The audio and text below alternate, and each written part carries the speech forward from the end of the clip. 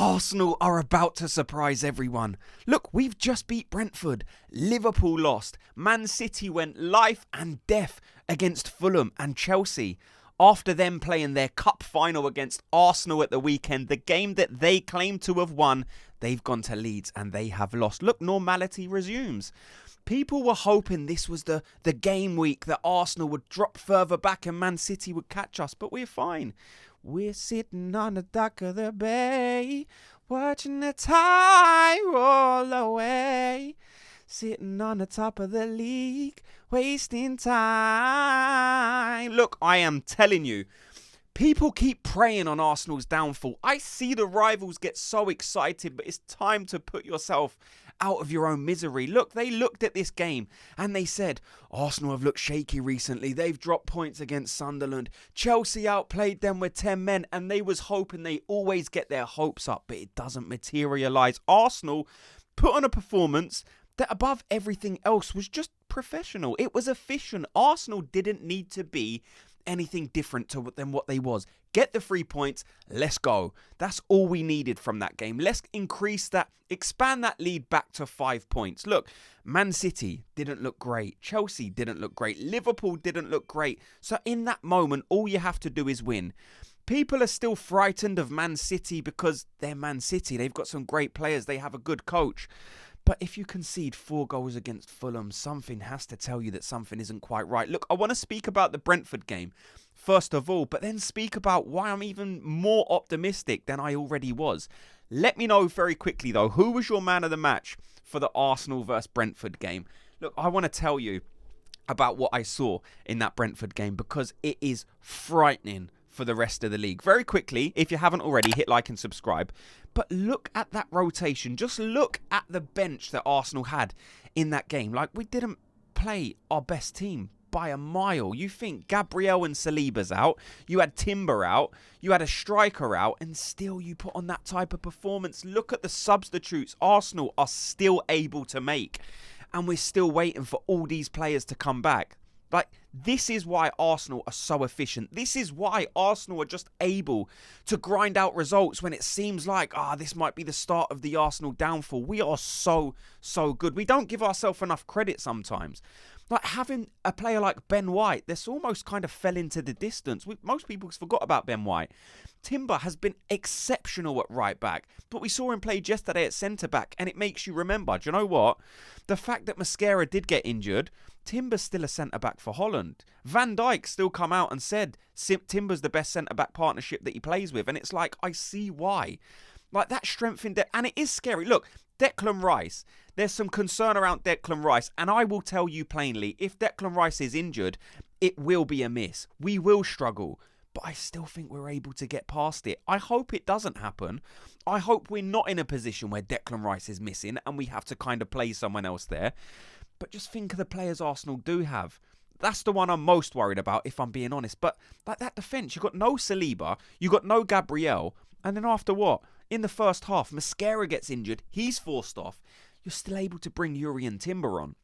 Now, the only thing I would say about that defensive line is if you get one more injury, you're kind of thinking, right, what are we going to do here? But the fact that Arsenal have so many great players is crazy. Like, I'm seeing Man City fans and Liverpool fans like watch that Ben White performance, and I know they would take Ben White at their club. Like, Ben White is good enough to start for Man City.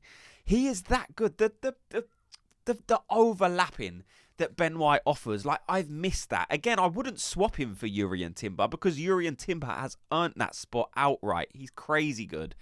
But Ben White, that overlap, getting that ball in, and it paid off straight away. Like, he was a rotation player. And that's why Arsenal are so strong, because we rotate players. We play players that are not the first choice, and they're still providing outcomes. Mikel Merino wouldn't be the first choice striker. Ben White wouldn't be the first choice right back. Straight away, them two link up and score a goal. Like, that is the strength that Arsenal are dealing with. That's why I'm so confident. That's why the rest of the league must be looking at that Arsenal team and thinking, what is happening? Their second choice right back, their fourth choice striker is linking up to score huge Premier League goals in a fixture that most people pinpointed and said, do you know what? I can see Arsenal dropping points here. Difficult game against Chelsea. Got battered by 10 men. All of a sudden, they got to play Brentford. a team that's taken points off Liverpool, Man United. They've had some good results this season. This isn't going to be a walk in the park. We didn't need to be exceptional in that game. We didn't need to do anything brilliant. Like that first half, we could have been 3-0 up. It was a bit like a training session out there. Arsenal were just so, I don't know, not clinical, because we would have scored more goals if we was clinical, but just so clever in their work. And it wasn't even, like I said, scintillating in the first half. We was just doing what we needed to do. It was almost like, right, we know we're going to win this game. Let's go out there and play it at a level that Brentford can't deal with. Second half, maybe things got slightly more interesting. But again, you see Mikel Arteta turn into his bench, bringing on players like Bukayo Saka, and he comes on and scores. And it's like, just crazy. The fact that we can still have this amount of rotation when we've got this amount of players injured. When all these players are back, and I know it seems like a big if, because it seems like every time we're close to having somewhat, I don't know, a full strength squad, someone else gets injured. Maybe that will happen all season. And if it does, like I said, it's lucky that we have players that can fill in and still create moments. Look, I made a few talking points. The first one was the Merino goal, Ben White assist. That was a proper centre-forward header. Not just because of the fact that he wins the ball, but the way he runs past the defender, because he's anticipating that ball from Ben White, and Ben White was doing that all night, overlapping, gets the ball in, Mikel Merino scores. That is a question that I should probably ask people. In the next game against Aston Villa, does Mikel Merino deserve to start? Let me know in the comments section, because it seems like Gyökeres, Gabriel Jesus would be back. And I think most people, if they had the chance, would pick one of those guys. But Mikel Merino is in goal-scoring form. Does that kind of sway your opinion slightly? Let me know in the comments section. Madueke, again, this guy, before he got injured, I was thinking that injury couldn't come at a worse time, because he's flying. Madueke was playing with a confidence that I had never seen before. He just wants to beat his man. Now, look, I don't think he done it as much in the Chelsea game when he played, but is that a bit of skeletons in the closet? He hated his time at Chelsea, wasn't the best, wasn't appreciated, and playing a team like Chelsea, maybe that all come up to the forefront and maybe affected his ability on the pitch. I don't know, I'm just guessing. But Madueke back in this game was flying. Every time he got the ball, he wanted to beat his fullback.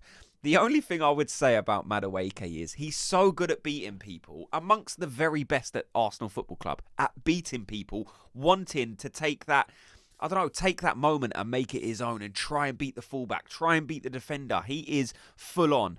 But the only thing he isn't, he's not Bukayo Saka in terms of that delivery. When he beats the guy and then whips the ball in, it could go anywhere. That's the only thing I would say about Madueke. If he tightens up that delivery after he's beat the guy, then he will be something different. Totally, totally different. But I am glad to have Madueke back, because it means we can rest players like Bukayo Saka. Look, in a perfect world, this would be the scenario in every single position. You'd have Gabriel playing with Saliba, and then when they need rest, you could play Mosquera, you could play Nketiah. Bukayo Saka, you could play Madueke. Martinelli and Trossard can switch. You'd have Ben White and Timber Calaf. Like, the strength in depth is there. It's just a shame that we can't use it to its fullest right now, because we're kind of having to plug gaps in some games because there's injuries so much. But Madueke, what a performance that was.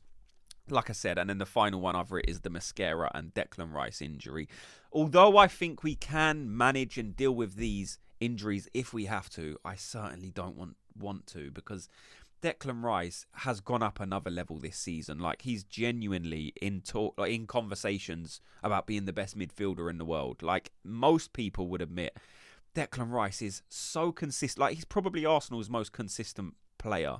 Like, even if we draw a game or we lose a game or it's a tight game, Declan Rice is always probably the guy that's out there trying the most, covering the most distance. The way he plays, the confidence, the physicality, he has absolutely everything. So that's the guy that I look at and think, if we're missing Declan Rice, then it's going to be a struggle. Look, we don't have any update on Declan Rice. When I get it, I will share it with you guys. Much the same, if you hear anything, make sure you let us know in the comment section, because Aston Villa is a big game on the weekend. Look, I'm going to be doing my full match breakdown for the Aston Villa game tomorrow, so make sure you're subscribed for that. But get in the comment section, let me know your thoughts on the Arsenal versus Brentford game. Who surprised you the most? Whose performance did you think was best? How do you think that Arsenal defence got on when it was massively rotated? Let me know. Thanks so much to everyone for watching and listening. Before you go, if you could do me a quick favour, just hit like and subscribe, and I'll speak to you all in tomorrow's video. Gooners, have a good day.